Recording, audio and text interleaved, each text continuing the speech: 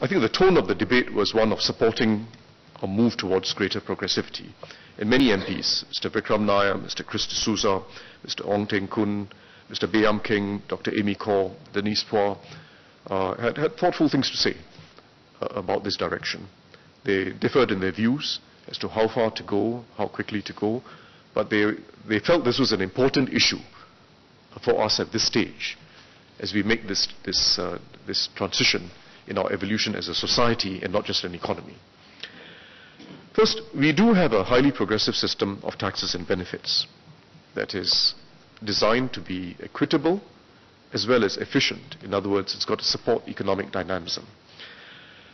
Let me start by explaining, I'll take you through this briefly because it's very important to understand how the whole system adds up. First, income tax. We know that the low and middle income group, most do not pay income tax because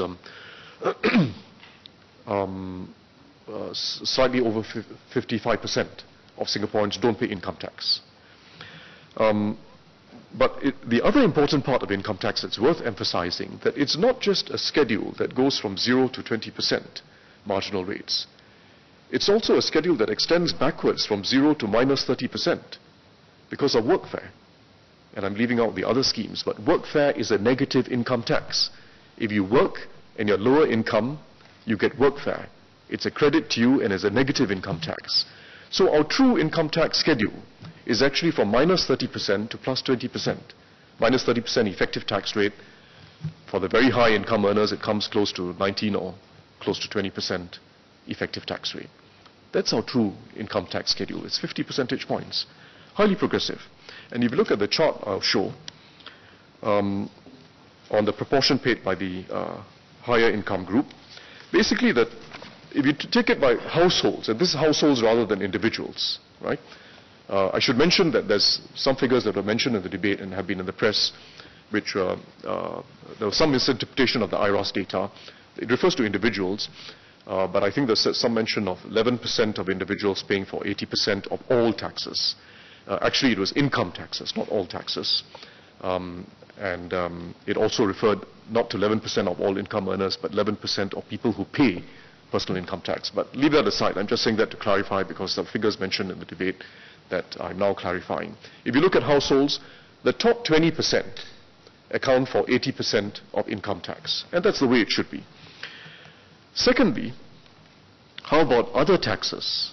Not just income taxes, but GST. And GST we've discussed extensively in previous budgets. In itself regressive, but GST together with everything that goes with it, GST plus, is a highly progressive system when you add the whole system together. But let's just add all the other taxes. Besides income tax, if you add all the taxes together, no benefits yet, just taxes. If you take maid levy, car taxes, GST, income taxes, add everything up, still a highly progressive system. The top 10% pays well over a third of total taxes, and the top 20% pays over half of our total taxes. Then add in the benefits, because the true test of the progressivity of a fiscal system is not taxes, but taxes together with benefits. And it's extremely important to understand that. We introduced the GST, we raised the GST together with an enhancement of benefits, and we made clear the connection that this was a fiscal strategy to raise revenues to support the lower and middle income groups. So who gets the benefits? Of course, it's the other way around. The bulk of the benefits are received from those in the lower deciles. I should explain a very interesting quirk in the data, which is why is it that the first decile gets less benefits than the second decile. And in fact, if you go back to the previous chart, you'll also see the first decile pays slightly more taxes than the second decile. This illustrates a point which I hope everyone will understand, which is that these are deciles that we publish regularly in our household income trends and so on, which reflect income from work. But many people in the first decile, indeed in all the lower deciles, but especially the first decile, are not people who are poorly off. May have stopped work for some reason, or may have just, the head of household may have just retired. But 17% of our first decile lives in private properties.